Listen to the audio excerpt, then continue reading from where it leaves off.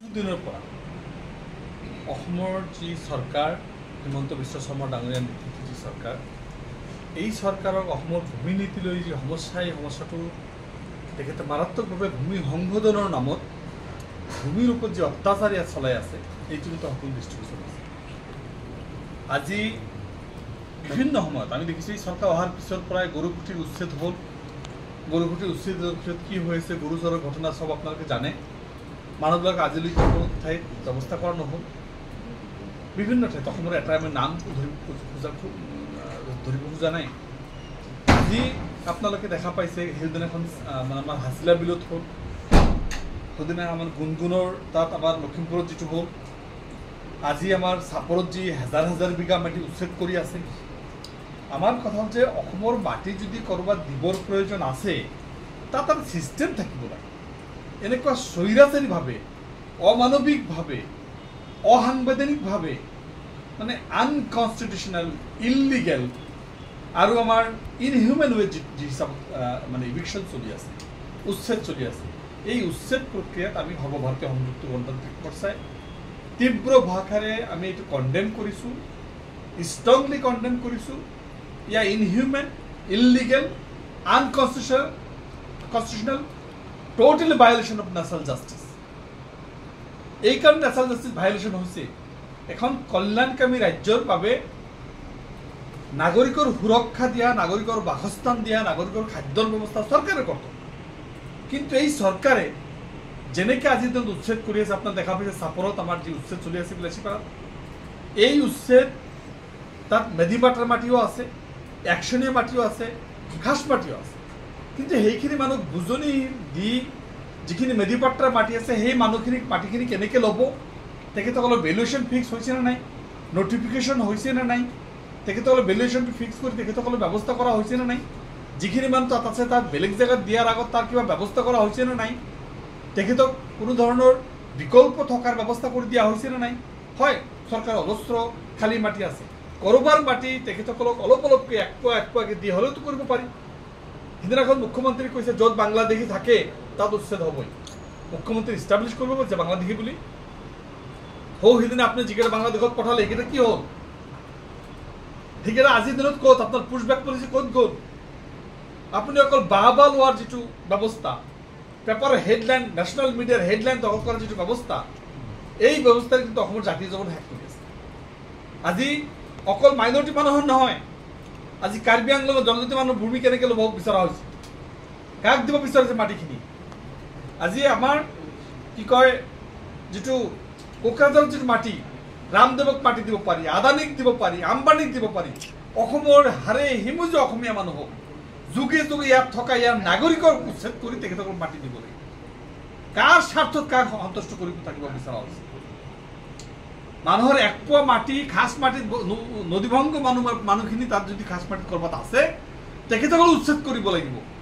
তেখেতসকলক ঘৈণীয়েকবিলাকৰ নামত কিন্তু অবাধে মাটি ল'ব পাৰি, অবাধ সম্পত্তি কৰিব পাৰি তেখেতসকলে। এইটোত কোনো আপত্তি নাই, এইটোত কোনো আইন নাথাকে, এইটোত লেণ্ড পলিচি কাম নকৰে। একেটা সময়ত চৰকাৰৰ যি ব্যৱস্থা, এক হাতেৰে তেখেতসকলে বসুন্ধৰা 1, 2, 3ৰ জৰিয়তে ভূমি প্ৰদানৰ নামত যি নাটকটো কৰি আছে, আৰু at the same time another hand কাৰোবাক উচ্ছেদ কৰি থকা হৈছে, কাৰোবাক ভূমি প্ৰদান কৰা হৈছে, কাৰোবাক ভূমিৰ পৰা উচ্ছেদ কৰি থকা হৈছে। আৰু এই ভূমিখিনি আদানী আম্বানী গতাই দিয়াৰ যিটো ব্যৱস্থা, আমি এই বস্তুটোক আমি তীব্ৰভাৱে গৰিহণা দিছোঁ। আজি আমি ভয় কৰি আছোঁ, সেইখিনি ঠাইলৈ আমি যাবৰ কাৰণে ভয় কৰি আছোঁ। কিহৰ কাৰণে আমি ভয় কৰি আছোঁ? আমি একমাত্ৰ ভয় কৰি আছোঁ এইকাৰণেই, তাত আমি গ'লে সাধাৰণ জনতা উত্তেজিত হৈ প্ৰশাসনক আক্ৰমণ কৰি দিব পাৰে। আমাৰ ভয় লাগে। মানুহখিনি আজি নিজৰ ঘৰ বাৰী হেৰুৱাৰ যিটো যাতনা, সেই যাতনাৰ কাৰণে যিটো অৱস্থা হৈছে, আজি ছ'চিয়েল মিডিয়া চাব নোৱাৰি, নিউজ মিডিয়া চাব নোৱাৰি। এনেকুৱা এটা অৱস্থা চৰকাৰে যে এটা মানে ছেডিষ্টিক প্লিজাৰ, পৈশাচিক শান্তি লবি আছে। চৰকাৰে নিশ্চয় অনুধাৱন কৰিব লাগে এই যে পৈশাচিক শান্তি, ছেডিষ্টিক প্লিজাৰ, এই ছেডিষ্টিক প্লিজাৰৰ জৰিয়তে তেখেতে ক'ত তৃপ্তি পায়, কোনোবাই একে ৰচিদে কি কৈছিল, কোনোবা ৰকিবুল হুছেইনে কি কৈছিল, তেখেতসকলৰ প্ৰযুক্তি ল'বৰ কাৰণে এনেকুৱা ধৰণৰ ব্যৱস্থা আজি আমাৰ বলবল সাইডত যেভাবে নোটিশ দিছে ৰেভিনিউ ভিলেজ বছৰে যুগে যুগে ৰেভিনিউ ভিলেজ সেইবিলাককো নোটিছ দিছে, সেইবিলাকো উচ্ছেদ কৰিব। ৰেভিনিউ ভিলেজ হাছিলেপাৰা ৰেভিনিউ ভিলেজ উচ্ছেদ কৰিলে, আজি তাত যিবিলাক ৰেভিনিউ ভিলেজ আছে উচ্ছেদ কৰিলে। চৰকাৰী স্কুল, চৰকাৰী ঘৰ, চৰকাৰী ৰাস্তা, চৰকাৰী ইলেক্ট্ৰিচিটি সব প্ৰদান কৰাৰ পিছত এতিয়া উচ্ছেদ কৰি দিয়া। আজি এই যিটো ব্যৱস্থা, তেখেতসকলৰ ৰিজৰ্ট কিন্তু বনাব পাৰি, তেখেতসকলৰ পিজিআৰ ভিজাৰ মাটি কিন্তু দখল কৰিব পাৰি, পিজিআৰ ভিজাৰ মাটি কিন্তু কাকাণ্ডা বনাব পাৰি, পিজিআৰ ভিজিআৰ মাটি তেখেত দখল কৰে ল'ব পাৰি নিজৰ নামত, ৰিজৰ্ট কিন্তু ফৰেষ্টৰ মাটিত বনাব পাৰি, সেইটো কোনো আপত্তি নাই। মন্ত্ৰীসকলে নিজৰ ৰিজৰ্ট বনাই আছে, হোটেল বনাই আছে, এলিফেণ্ট কৰিডৰৰ মাজত তেখেতসকলে বাগান বনাই আছে, সেইবিলাকত আপত্তি নাই, সেইবিলাকত ফৰেষ্ট ৰুল ভায়োলেশ্যন নহয়। অকল মাইনৰিটি মানুহখিনি ক'ত থাকে তাৰ ক্ষেত্ৰত তেখেতসকলৰ নজৰ। আজি আমি এটা কথাই ক'ব বিচাৰিছোঁ, ল্যান্ড পলিচি 2019 যিটো লোৱা হৈছে, অসম চৰকাৰ জৰিয়তে এই ল্যান্ড পলিচিৰ জৰিয়তে অসমৰ ল্যান্ড বেলেগক গতাই দিয়াৰ যিটো ব্যৱস্থা, আজি কাৰ্বি আংলঙৰ মাটি আদানীক দিয়া হৈছে। কাৰ্বি আংলঙৰ 6 আণ্ডাৰত নহয় নেকি? ট্ৰাইবেল বেল্ট এণ্ড ব্লক নহয় নেকি? আদানী কেতিয়াৰ পৰা ট্ৰাইবেল হ'ল? আম্বানী কেতিয়াৰ পৰা ট্ৰাইবেল হ'ল? ৰামদেৱ কেতিয়াৰ পৰা ট্ৰাইবেল হ'ল? আজি কিন্তু এই সকলো বস্তু আমাৰ অসমৰ মানুহে চাই আছে। আমি আমাৰ AIUDFৰ ফালৰ পৰা আমি তীব্ৰভাৱে গৰিহণা দিছোঁ। মুখ্যমন্ত্ৰী যদি ন্যূনতম মানে লয়েষ্ট যদি আজি তেখেতৰ এটা চিন্তাধাৰা থাকে, সুপ্ৰিম কোৰ্টৰ নিৰ্দেশনা মানি এই মানুহখিনিক এটা বিকল্প ব্যৱস্থা ইমিডিয়েট কৰিব লাগে। আদাৰৱাইজ অসমৰ ৰাইজে কিন্তু চাই আছে যে এইটো তেখেতে কি কৰি আছে, কি কৰিব বিচাৰি আছে। মোৰ এটা ব্যক্তিগত বোধ হৈছে যে আজি এনেকুৱা উচ্ছেদৰ জৰিয়তে আগৰবাৰ কেতিয়াবা বিভিন্ন সময়ত বিভিন্নভাৱে ৰাজনীতি কৰে, এইবাৰৰ তেখেত 26ৰ নিৰ্বাচনটো এইবিলাকৰ হিন্দু মুছলিম গৰু গাহৰি মাটি উচ্ছেদ, মই মানে কি কয় বিপি চলিহাৰ পিছত ময়ে মুখ্যমন্ত্ৰী যি এইবিলাক কৰিছোঁ, এনেকুৱা ধৰণৰ এটা নতুন নাটক যিটো আমি ব্ৰিটিছে কৰিছিলে, ল্যান্ড আমাৰ যিটো লাইন পথা কৰিছিলে, আজি ঠিক একেটা অৱস্থায় এইজনে অঘোষিত এটা লাইন পথা কৰিব বিচাৰিছে, এটা বিভেদৰ ৰাজনীতি ইয়াত কৰিব বিচাৰিছে। আমি কিন্তু সৰ্বভাৰতীয় সংযুক্ত গণতান্ত্ৰিক মৰ্চাই এই সকলো বস্তুক আমি কণ্ডেম কৰিছোঁ। চাওক, মূল কথাটো হৈছে আজি যিখিনি গণ্ডগোল তাত হৈছে, বিভিন্ন প্ৰশ্ন উঠিছে যে আমাৰ যিটো তাত মানে গণ্ডগোলটো সৃষ্টি কৰিছে বাহিৰৰ মানুহক সৃষ্টি কৰিছে।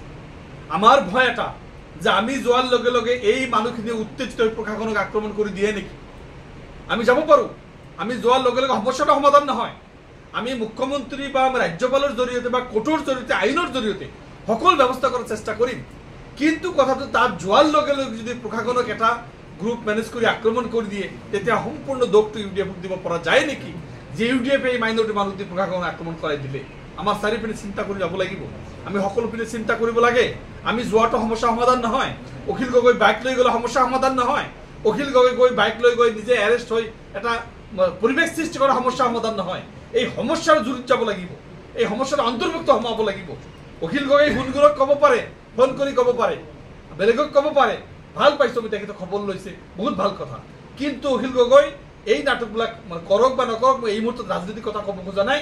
এটাই কথা ক'ব বিচাৰিছোঁ যে মাননীয় মুখ্যমন্ত্ৰী ন্যূনতম ৰাজধৰ্মটি পালন কৰিব খোজে, ৰাইজৰ যদি মুখ্যমন্ত্ৰী হয়, অসমৰ প্ৰতিটো জনগোষ্ঠীৰ প্ৰতিটো মানুহৰ মুখ্যমন্ত্ৰী হয়, প্ৰতিটো অঞ্চলৰ মুখ্যমন্ত্ৰী হয়, এনেকুৱা যদি বিভেদ মই সেকুলাৰ নহয়, মই হিন্দুৰ হৈ কাম কৰিম, এইবিলাক কথা ক'লে আমি লাজ পাওঁ, আমি লজ্জিত হৈ যাওঁ যে আমিও এইখন অসমৰ বাসিন্দা, আমি এইজন মুখ্যমন্ত্ৰীৰ আণ্ডাৰত এজন ব্যক্তি, আমি অত্যন্ত লজ্জিত হওঁ।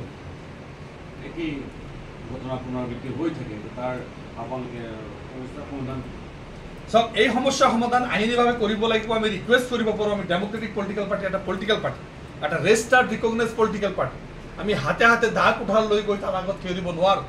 আমি গণতান্ত্ৰিকভাৱে গণতান্ত্ৰিক ভাষা ইউজ কৰিব পাৰোঁ। আমি নিশ্চয় চিন্তা চৰ্চা কৰি আছোঁ কি কৰিব পৰা যায়। আমি বিভিন্ন সময়ত বিভিন্ন ব্যৱস্থাও লৈছোঁ, এইবাৰো নিশ্চয় ব্যৱস্থা ল'ম। কিন্তু কথাটো হ'ল, যিটো অৱস্থাত আমি যোৱাৰ লগে লগে মানুহবিলাক উত্তেজিত হৈ ক'ৰবাত আক্ৰমণ কৰিব বুলি আমাৰ ভয় হয়। ইয়াৰ আগত বহুত ঘটনা ঘটিছে, আপোনালোকে জানে। সেইকাৰণে মই ক'ব বিচাৰিছোঁ যে এই সমস্যাটো সমাধান কৰিবৰ কাৰণে অসম চৰকাৰে এটা বিশেষ ব্যৱস্থা ল'ব লাগে। আদাৰৱাইজ এনেকুৱা চিষ্টেম কেতিয়াও চলিব নোৱাৰে। ল্যান্ড যদি কাৰোবাক ইভিকশ্যন কৰিব লাগে, হয় গভৰ্ণমেণ্টৰ ল্যান্ড গভৰ্ণমেণ্টে ল'ব পাৰে বহুত সময়ত, কিন্তু আমি দেখিছোঁ পাণবাৰী ছ'চাইটিৰ ল্যান্ড তেখেতলোকে ল'ব বিচাৰিছে। য'ত ছ'চাইটিৰ ল্যান্ড, ছ'চাইটিৰ মাটি আছে, ছ'চাইটি লিজত দিব পাৰে। ক'ৰবাত স্কুল বনাইছে, ক'ৰবাত মানে JNB বনাইছে, কৰবাত কিবা বনাইছে, সব উচ্ছেদ কৰি দিব।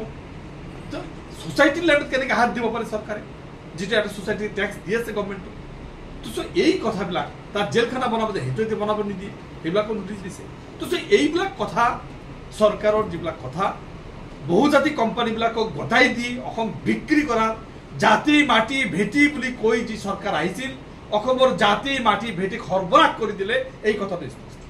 আন এটা প্ৰসংগ শেহতীয়া দেখা গৈছিল যে নাগৰিক মঞ্চই সন্মিলিত বিৰোধী ঐক্যক লগত লৈ পেলাই তেওঁলোকে আগন্তুক 26 নিৰ্বাচনৰ কাৰণে কুচকাৱাজ চলাইছে। AYDF-ক ইয়াৰ পৰা বাহিৰত ৰখা হৈছে। এই সমগ্ৰ প্ৰক্ৰিয়াটো কি ক'ব আপুনি? এইটো এটা ৰাজনীতিক পলিটিকেল বিষয়, তথাপি মই ভাবিছোঁ এইটো আজি নকওঁ, মই বেলেগকৈ কওঁ, মোৰ আপত্তি নাই। মই এইটো বস্তু একাকাৰ কৰিব খোজা নাই, তেখেতসকলে কৰিছে, তেখেতসকলৰ কথা এইটোৰ পিছত আমি বেলেগকৈ আমি আজি